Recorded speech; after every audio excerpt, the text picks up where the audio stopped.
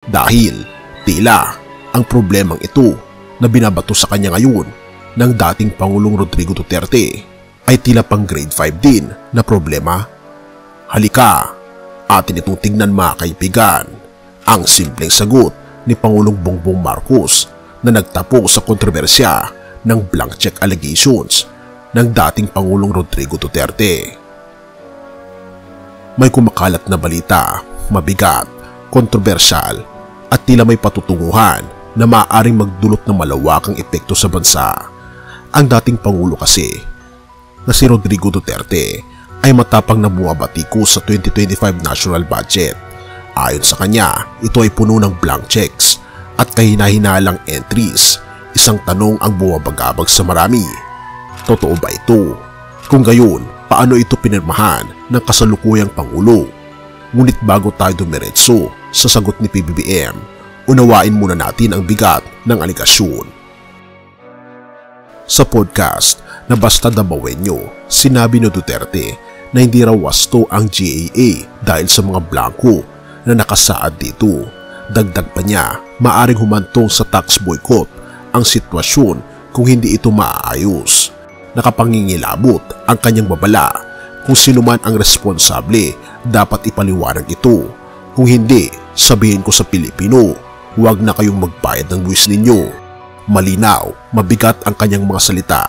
Ngunit totoo kaya ang mga ito? Ang gobyerno ba ay nagbigay ng blank checks para sa mga proyekto?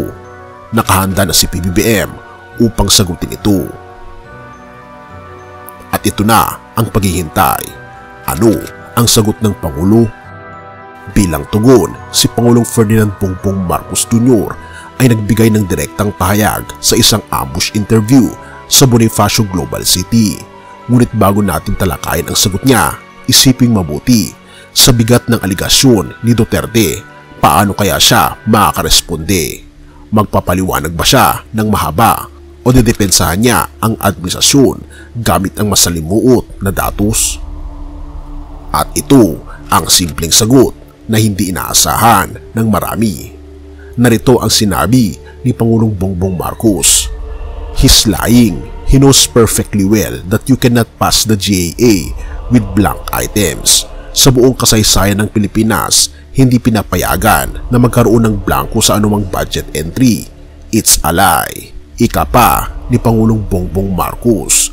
Sa unang tingin, para bang napakasimple ng kanyang tugon. Ngunit kung susuriin, bakit kaya naging malinaw ang paninindigan ni Pangulong Bongbong Marcos?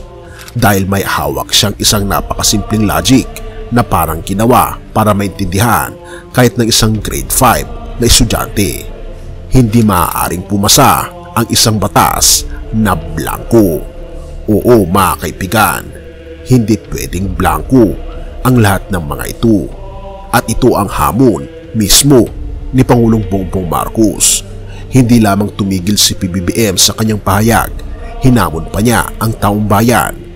Kung hindi kayo naniniwala, tingnan ninyo mismo. Ang buong dokumento ay nasa DBM website. Hanapin ninyo kung may blanco kahit isa. Kapag mayroon, sigurado ako mali ang sinabi ko. Pero kung wala, kasinungalingan ang lahat ng ito. Sa ganitong paraan, nagbaliktad ang sitwasyon. Mula sa pagiging depensibo, naging isang hamon para sa publiko ang aligasyon. Ang kilos na ito ay nagpahayag ng kumpiyansa at transparency, isang masterstroke sa komunikasyon. At paano natapos ang usapan? Samantala, ang Malacanang ay naglabas ng opisyal na pahayag na tinawag na fake news ang mga paratang ni Duterte. Nilinaw nila na ang 4,057 na pahinang dokumento ay dumaan sa masusing pagsusuri bago pirmahan. Dumaan ito mga kaibigan sa mga kongresista, gayon din sa Senado. Dumaan ito sa kamay ng matatalinong mga tao na mahigit 100 ang bilang.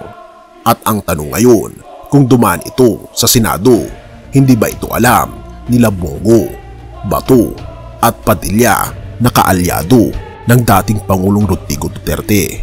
Ang tanong, kung dumaan ito sa mga kamay ng mga kaalyado na senador ni Pangulong Rodrigo Duterte, bakit hindi nila ito nakita? At bakit hindi sila umalma. Ang executive secretary na si Lucas Bersamin ay nagbigay ng mabibigat na salita laban sa kumakalat na impormasyon. Ang pagbebenta ng ganitong klaseng fake news ay tahasang mali at dapat kondenahin bilang kriminal. Ibig bang sabihin ay tinatawag nilang kriminal ang dating Pangulong Rodrigo Duterte? May posibilidad kaya na ang dating Pangulo ay makakasuhan dahil sa kanyang ginawa? Abangan. At ito ang mga pahayag ni Ungab at ni FPRRD patungkol sa mga blanco daw sa mga dokumento, katulad na lamang ng National Irrigation Association o NIA. Pero ang katotohanan nito, hindi ito blanco, dahil kung inyong makikita sa inyong screen, may mga numero ito at hindi blanco. Gayon din, ang Philippine Coconut Authority ay hindi rin blanco, dahil makikita rin ninyo sa inyong mga screen ang mga numerong ito na nagpapaliwanag lamang na ang sinasabi ng dating Pangulong Rodrigo Duterte ay hindi talaga totoo.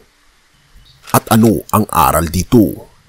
Ang simpleng sagot ni Pangulong Bongbong Marcos ay nagtuturo sa atin ng isang mahalagang prinsipyo. Hindi kailangang komplikado ang katotohanan. Ang pagiging tapat at bukas ay mas malakas kaysa anumang retorika. Sa pamamagitan ng paggamit ng lohika na madaling maunawaan, hindi lamang niya tinapos ang kontrobersya, kundi ipinakita rin niya ang kanyang kakayahang pamunuan ng may kumpiyansa. Ang tanong, sino ang panalo? Sa huli, naiwan ang taong bayan na may malinaw na kasagutan. Ang simpleng sagot ni Pangulong Bongbong Marcos ay nagbigay diin na ang pamahalaan ay hindi nagkukubli ng kahit ano.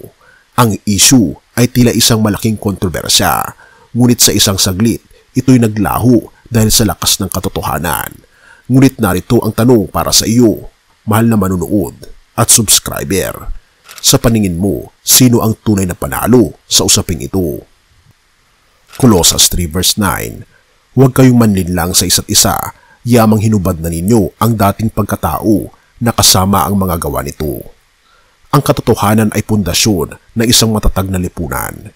Sa kabila ng mga kontrobersiya, tayo ay tinawag bilang mga anak ng ating Panginoong Diyos upang maging tapat sa ating pananalita at gawa.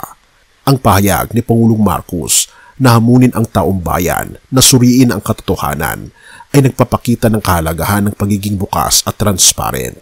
Bilang mga Kristiyano, dapat nating pagsikapan na ang ating mga salita at aksyon ay nakaugat sa katotohanan upang maitaguyod ang kapayapaan at pagkakaisa sa ating lipunan. Tandaan kaibigan, ang panlilinlang ay nagdadala ng kaguluhan, ngunit ang katotohanan ay nagbibigay ng kalayaan. Purihin ang ating Panginoong Diyos at tayo manalangin. Ama naming Diyos na makapangyarihan sa lahat, Ikaw ang Diyos ng katotohanan at katarungan. Salamat po sa iyong salita na nagbibigay liwanag sa aming mga isipan at gabay sa aming mga desisyon. Sa mga isyong aming kinakaharap sa aming bansa, hinihiling po namin ang iyong karunungan upang maunawaan ang katotohanan at lakas ng loob upang ito'y ipaglaban. O aming Panginoong Diyos, nadalangin namin ang mga lider ng aming bansa tulad ni Pangulong Marcos, naway sila'y patuloy mong bigyan ng karunungan, integridad at pagmamalasakit para sa kanilang nasasakupan. Ganoon din hinihingi namin ang iyong gabay para sa lahat ng Pilipino na maging mapanuri, mapagmahal sa kapayapaan at tapat sa kanilang layunin bilang mga mamamayan. O aming Panginoong Diyos, kami rin ay nananalangin para sa mga nanonood at nakikinig ng nilalamang ito. Naway bukas ang kanilang mga puso sa iyong katotohanan na matatagpuan at masusumpungan lamang sa iyong mga banal na salita.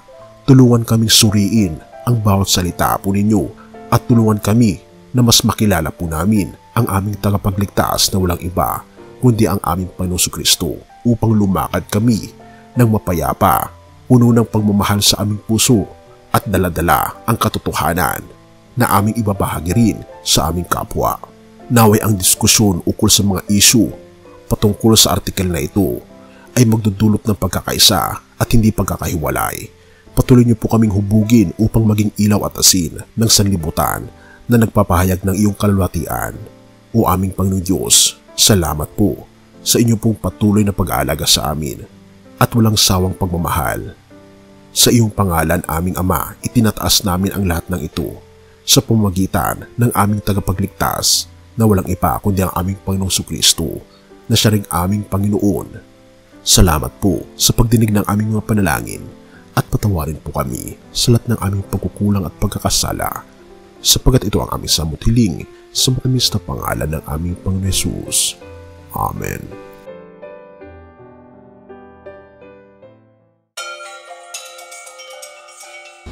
Bago natin ipagpatuloy kaibigan, siya nga pala ang Great Controversy na isa sa mga pinaka-kontrobersyal na libro dahil tumutukoy ito sa mga propesiya sa libro ng Daniel at Revelation na nagaganap na sa panahon natin ngayon bago ang pagdating ng ating Panginoong Diyos ay pinamimigay na namin ng libre sa pamamagitan ng PDF at ito ay nasa limited lamang na panahon kaya i-click mo sa description sa baba upang ma-avail mo kaibigan ang napaka-importanteng libro ito na magbubukas sa iyo sa mas maliwanag mong hinaharap.